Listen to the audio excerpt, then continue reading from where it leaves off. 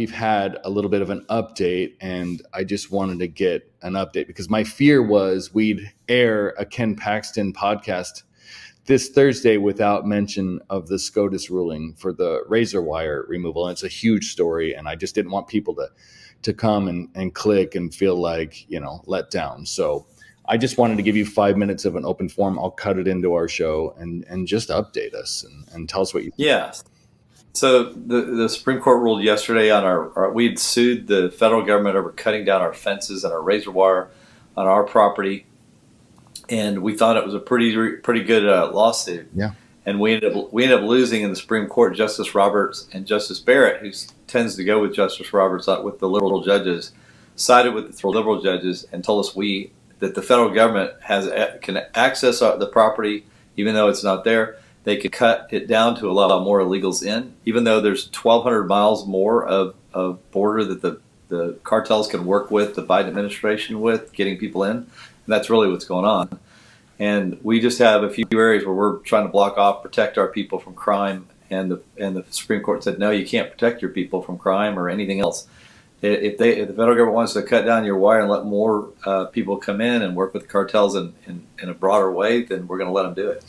And there was no mention for either justice that cited of why they did it. Usually they say the reason for this. What possible constitutional authority is it? Is it like cruel and unusual punishment they're citing? Like, I don't even understand what they ruled and why they ruled it. What do you think? So there was a case that where Arizona 10 years ago, and the Obama administration was trying to protect their border, and Obama was like just letting people come in too. Yeah. And Justice Roberts decided with Justice Kennedy and 3 other liberal judges that the federal government had complete access and that a state could not protect itself. It could not. If the federal government wasn't going to enforce laws, the state couldn't come in and have its own laws. We were just stuck with the federal government not enforcing laws, and whatever consequence that is to the states, I mean, just kind of too bad, right? If we have fentanyl and people are dying, or we have crime, it's really just too bad. The federal government has, according to these judges, the purview and the control to say, look, we're just going to let all this bad stuff happen to your people, and there's nothing you can do about it. This is what we want. And the court says, yeah, do that. That's the law. Because so it's a jurisdiction issue. They're saying that the federal government has jurisdiction. Yeah, I disagree with that. I don't think if the federal government is going to pass a law and then not enforce it, and then say, well, because we passed this law, now you can't have a law. Right. That doesn't really make a lot of sense. I mean, I know these guys are really smart, but remember, it was a 5-4 decision. These are very liberal judges, and Roberts is siding with them, and that's just a reality of where we're at. I don't know why he does that. I don't know why he wants illegal immigration and the consequences that, I mean, people are dying. There are kids that are dying from fentanyl overdoses. I know kids that have died, and crime is on the uptick. So we're going to have people die. We're going to have negative consequences. The cost of this is going to affect every American. We're all paying for it, whether we know it or not. So what's the next step to update people? Because so we're back in court. So presumably we could still win, but I would say, they sent a very bad signal to the court below. The court below that hey, Texas is going to have to let the federal government cut down all the fences that we put up. And we've got some other cases we have a chance of winning on, that we're deporting people ourselves, and we're trying to protect a certain park. Right. But I'm disappointed that this is how the Supreme Court is moving forward with a case that so dramatically affects our country. I mean, it's very helpful to the Biden administration and very helpful to the cartels, right. But there's not very many Americans that I can say would benefit. It is surprising, and Amy Coney Barrett also sided with Roberts. They were well, and it seems like Roberts has a lot of influence over her, especially when Roberts is siding with the liberal judges. He tends to be more liberal. He's a Bush appointee, so it shouldn't be that surprising. Justice Souter was another Bush appointee, right? He's probably the worst Republican pick ever. Yeah. And now we've got Roberts who's going that direction for some reason, but the Bushes have on average given us not the best picks. Now, I will say George W. gave us Alito, so that was a stellar pick. Mm-hmm. I have to give him credit for that, but on average, the justices that the Bushes have picked have not been the ones that have defended the Constitution in the way that I would like to see them do. This is kind of more of a standard, like kind of old American conflict of states' rights versus federal rights. This goes back almost to the founding of this country. Is there an escalation that concerns you? Because I know that at one point and forgive me, I've been driving 19 straight hours, so I'm a little out of it. There was a point where the National Guard, or at least armed people, were being sent by Abbott to the border. So this is almost, I don't want to say like it's a standoff or there's going to be shooting, but there certainly seems to be an escalation. And we're talking about, guns being involved. Do you see this getting crazy, or it's just an... Well, the Supreme Court actually is putting I think, people in such harm's way that it's almost inevitable that they are creating a situation where either something's going to happen with our people or people trying to defend themselves. They're basically saying, we're going to let crime come into the country at a massive rate. The cartels are doing a great job, by the way. They're making billions, and the Biden administration has this partnership with them. And they never say it, but that's what is going on. The cartels are not like hiding anybody anymore. They're trying to get people to the Biden administration, right? It's not like they come to the border and they hide anymore. They are literally like, where's the Border Patrol and where's the Biden administration to help us, right? We got a lot of people we're going to bring, and we make money on all this, and we got drugs coming in. So the Supreme Court's putting us in a position, and I say the 5 members that decided this, where we're going to have confrontation because there's just going to be more crime, and people are going to die. So this is a decision to let more Americans suffer the consequences. The more liberal members of the Supreme Court said is, hey, Texas, rest of the nation, we're not going to protect you. We realize, and they know it, that there's going to be some confrontation in the end because of crime. And some Americans are just going to have to die for this. Right.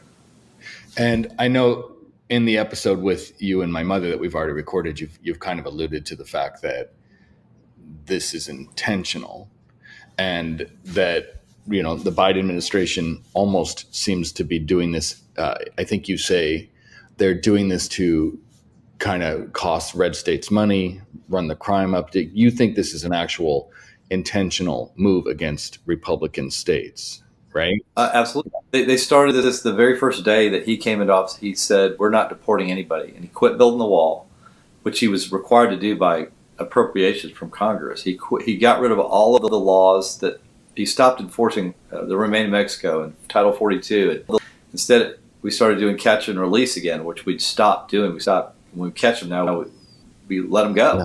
So all you have to do is look at the actions, the behavior. It's clear to me that they want these people here, and they want them in Republican states, because the Democratic states have not done well economically. People are leaving. California's losing people. New York, Illinois, all the big Democratic states that tax their people heavily and have significant regulations on business.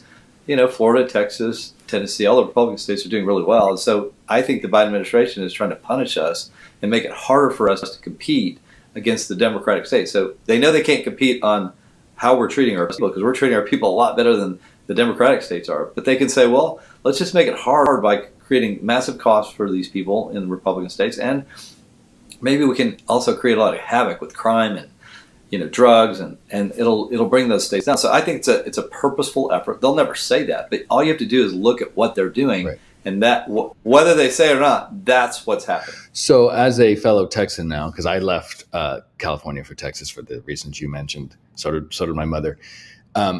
If crime is becoming rampant in our neighborhoods and fentanyl and cartels around, we have a right to defend ourselves.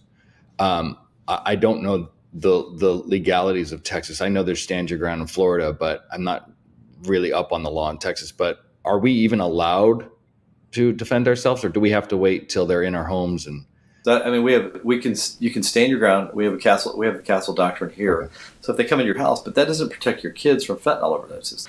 And the problem is you can't anticipate all the crime that's going on, because the cartels are so incentivized now, because they're making billions, and they don't want that to stop. So they're building networks into the United States.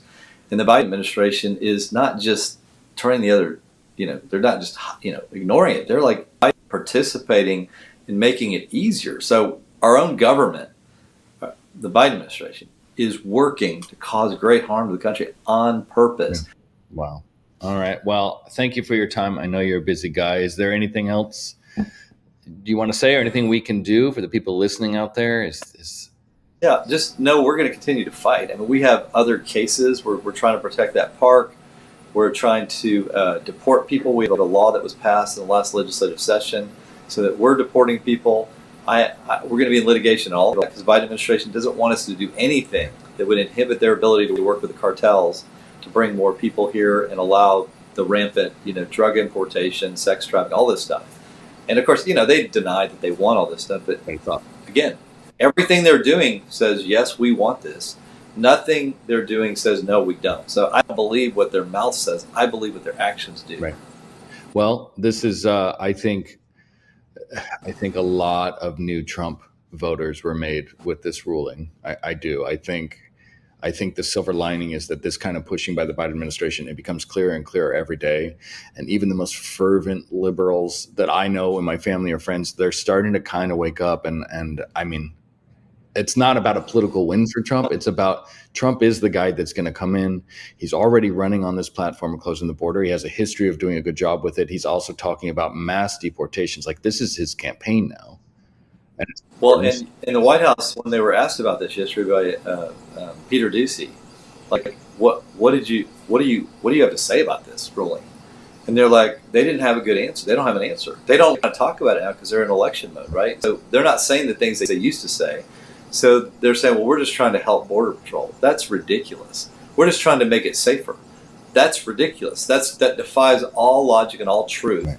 That they're trying to make the border safer. That's their lie to the American people, because the American people are not that stupid, right.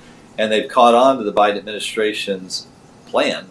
And I think it's going to cost Joe Biden the election. Yeah, I do too. Which is, I hate to say, a good thing, because it's people are going to die, but at least it's waking people up. Or at least I hope so.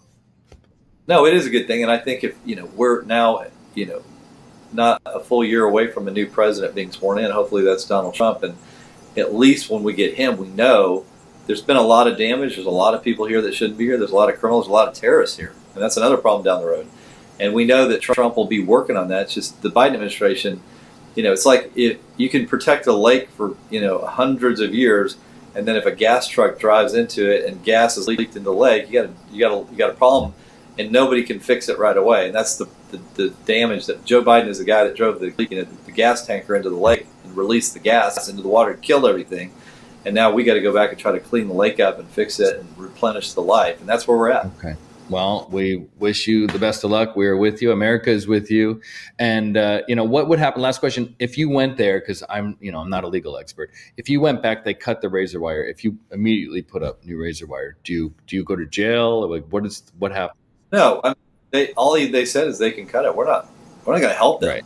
We're not going to go cut it for them. We're not going to make it easy for them. Look, we still care about the people of our state, given the impediments we have with the Biden administration and now the Supreme Court. It's insane. It's an insane time. All right. Well, I will let you go. I appreciate this. And don't forget to check the episode out tomorrow. I'll send you the links. Well, hey, thank you for doing this.